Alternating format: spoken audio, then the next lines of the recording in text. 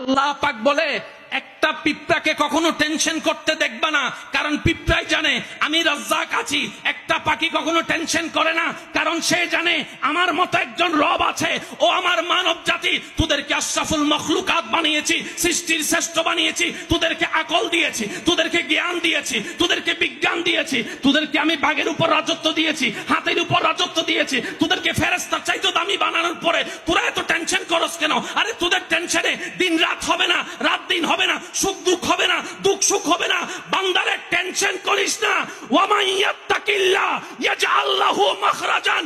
কুরআন ডাক দিয়ে বলে বান্দারে চোখ বন্ধ করে এতটুক বল, আমার আল্লাহ আছে, আমার আল্লাহ আছে, আমার আল্লাহ আছে, আমার আল্লাহ আছে, আমার আল্লাহ আছে। যে বলবে আমার আল্লাহ আছে, আল্লাহ পাক বলে যে আমি তার জন্যই যথেষ্ট, তার দুঃখ মুসিবত দূর করার জন্য। আছে একজন, তিনি সব করতে পারে। ধনীকে ফকির, ফকিরকে ধনী করতে পারে, সেকেন্ডের আগে চাইলে করতে পারে। ওই আল্লাহ আপনার আছে, আপনাকে দেখে, আপনার ঘরের সম্পর্কে জানে, আপনার সাথে কে দুশমনি করতেছে ওদেরকে চিনে, আপনার নামে কে জাদু টুনা করতেছে ওদেরকে চিনে, টাকা নিয়ে যে টাকা মাইরা খাইছে আপনার, তাকে চিনে, আপনার জায়গাটা যে দিবে বলে জায়গা দেয় নাই ওনাকে চিনে। আপনার অভিভাবক আছে তো, আপনার দৌড়ানোর টেনশন কি? আপনি শুধু একটা মামলা ওইখানে দেন না, কষ্ট নিয়েন না আমার কথা। আমাদের দেশে মামলা আছে না, কার কি লাভ হয়েছে দেখেন। ডিস্ট্রিক্ট কোর্টের মামলা রায় পাওয়ার পরে আবার উল্লাফুল মারে হাই কোর্ট। ডিস্ট্রিক্ট কোর্টে যখন মামলা করছে তখন তার দাড়ি উঠে, হাইকোর্টের ডিস্ট্রিক্ট কোর্টের রায় আসতে আসতে তার দাড়ি মোটামুটি। এখান থেকে যখন জিতে গেছে ওইতে বলে যায় কি ওইটা মাই সেদিনে দর হইলে জায়গা জিন আছে বিক্রি করে দিম ল হাইকোর্ট। আর আপনারা জানেন হাইকোর্টে যাওয়ার সাথে সাথে মামলার পেমেন্ট বেড়ে যায়, উকিলের পেমেন্ট বেড়ে যায়, জজের পেমেন্ট বেড়ে যায়, তার খরচও বেড়ে যায়। তারা যখন ডেট দিবে ডেটে যাইতে হবে, গাড়ি ভাড়া খরচ, খানার খরচ, ব্যবসার লস, বিভিন্ন জায়গার লস। হাইকোর্টের মধ্যে চলতে চলতে কালাদারি সাদা হয়ে গেছে। এবার যখন সেখানেও রায় আপনার পক্ষেই তো উত্তীর্ণ সুপ্রিম কোর্ট ল, সুপ্রিম কোর্টের রায় আস্তে আস্তে সেই দিন আপনার জানাজা কবরের দিকে যাচ্ছে। রায়ও আসছে সুপ্রিম কোর্ট, আপনার কবর। এবার বলেন লাভ কি? আমি মামলা দিতে নিষেধ করছি না, আমি শুধু মুসলমান ভাইদের কাছে একটা অনুরোধ করছি, মামলা দিলে দুই জায়গায় দিবেন একসাথে। একটা মামলা দিবেন দেশের আইনে, দেশের আদালতে, আর একটা মামলা দিবেন আপনার কোর্ট। আপনি বুঝতে পারেন নাই, বান্দা হিসেবে বান্দার আল্লাহর কাছে বান্দার নামে বিচার, ওই মামলাটা একবার দেন, তারপরে দেখেন না মামলা কি হয়। আপনি এই মামলা দিতে আপনাকে সিগনেচার করতে হবে না, শুধু এক জায়গায় বসে বলবেন আল্লাহ যে জায়গাতে আমি থাকি সেটাও তোমার, যে দখল করতে চাই সেটাও তোমার, আমরা সবাই বারাটিয়া, জায়গার মালিক তুমি আল্লাহ।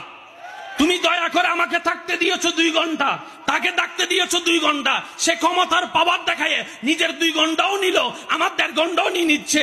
আল্লাহ আমি কিচ্ছু বলবো না, তুমি দেখো তোমার বান্দা কি করে, একবার বলে দেখেন, একবার বলে দেখেন, ও আল্লাহ তোমার বান্দা কি করে দেখো, তারপরে দেখেন না কি করে। সেজন্য আমি প্রায় সময় একটা কথা বলি, আমাদের রব দিতেও প্রস্তুত, বান্দারও কোনো কমতি নেই। আমরা গাদারা চাইতেও জানি না, নিতেও জানি না, রাখতেও জানি না। এবার বলেন দোষ আল্লাহর? দোষ আল্লাহর?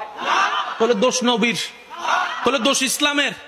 একটা আওয়াজ দিয়ে বলেন তো দোষ কাদের? আমরা ঘুমাই গেছি, মা ঘুমাই গেছে, বউ ঘুমাই গেছে, স্বামী ঘুমাই গেছে, সন্তান ঘুমাই গেছে, রব বলে যে ফেরেশতা ডিউটি কর, খাবার আলাদা কর, ফরমালিন আলাদা কর, খাবারের রক্ত আলাদা কর, কিছু প্রস্রাব বানাই দে, কিছু বাথরুম বানাই দে, কিছু ক্যালসিয়াম বানাই দে, কিছু রক্ত বানাই দে, অবশিষ্টগুলোকে বের করে দেয়। আমার বান্দা ঘুম থেকে উঠার আগে সব কাজ শেষ করে ফেল, সকালে আবার নাস্তা খাবে, পেটটা খালি করতে হবে, পেটটা খালি করতে হবে, পেটটা খালি করতে হবে। রব্বুল আলামিন, আল্লাহর ওয়াস্তে একটু বুঝার চেষ্টা করেন।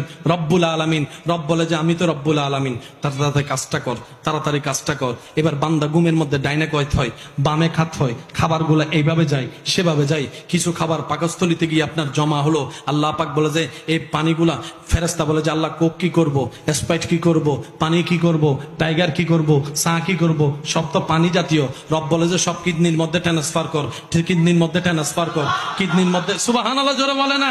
সবগুলো সার্কুলার করে আমার বান্দা ঘুম থেকে ওঠার আগে তলপেটে প্রস্রাব জমা করায় রাখ, প্রস্রাব জমাই করে রাখ। বান্দা যখন প্রস্রাব করে দেখলো কালো কালারের কোক একরকম, স্প্রাইট একরকম, এটা একরকম, ওইটা একরকম, প্রস্রাবের কালার একরকম, তখন বান্দা বলে আর আমি যে রবকে ভুলে গিয়েছি সেই রব তো আমার যত্ন নিতে ভুলে নাই, তিনি আমার রব্বুল আলামিন। রব্বুল, মাশাআল্লাহ, আরো জোরে বলেন রব্বুল, মাশাআল্লাহ, আরো জোরে রব্বুল।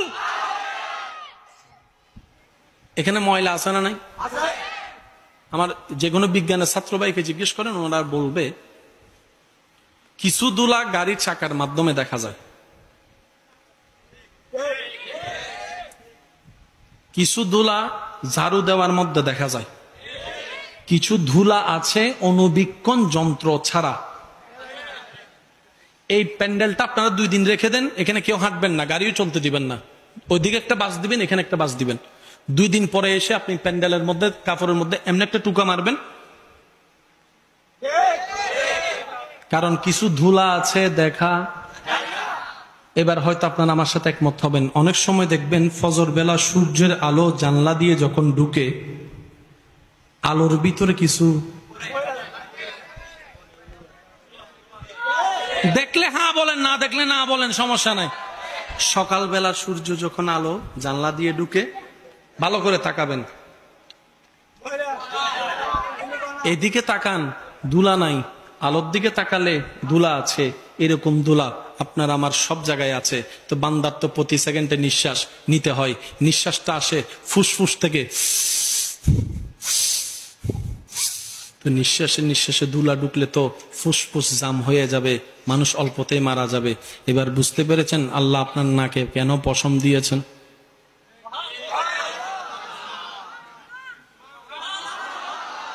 আর একটু জোরে, যদি কষ্ট না হয় আমার সাথে একটু করবেন। আপনার নাকের এই জায়গাটা দেখেন, এই জায়গাটা বড় একটা স্পেস আছে, এই জায়গা প্রথমটা একটু উপরে নিয়ে যান, দেখবেন একটা হাড্ডি আছে।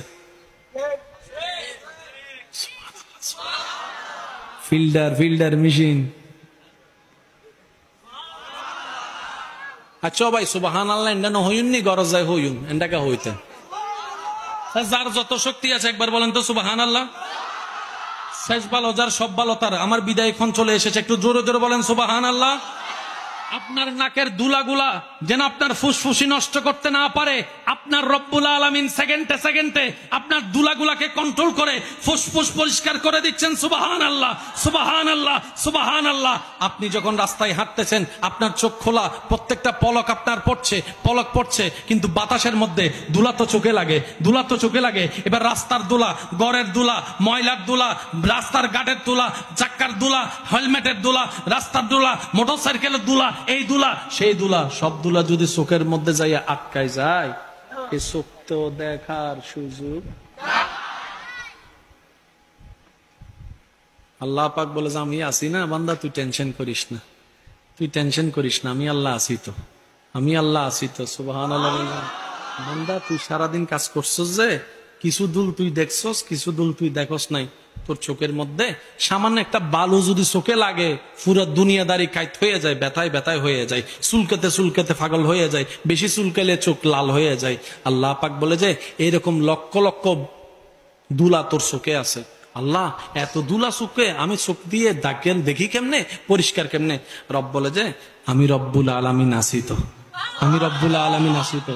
তুই যখন ঘুমাই যাস, ঘুম থেকে উঠার পর মুখ ধুইতে যাস, ব্রাশ ট্রাশ করার পরে যখন মুখ ধোস, মুখ ধোয়ার পরে তোর হাত দিয়ে কি করস? এমনে করস, এমনে করস। ও আল্লাহ এগুলা কি? রব বলে যে সারাদিন যত দুলা ঢুকছে আমি আল্লাহ কেতুরের মাধ্যমে সব দুলা বের করে তোর চোখকে আবার পরিষ্কার করে দিয়েছি।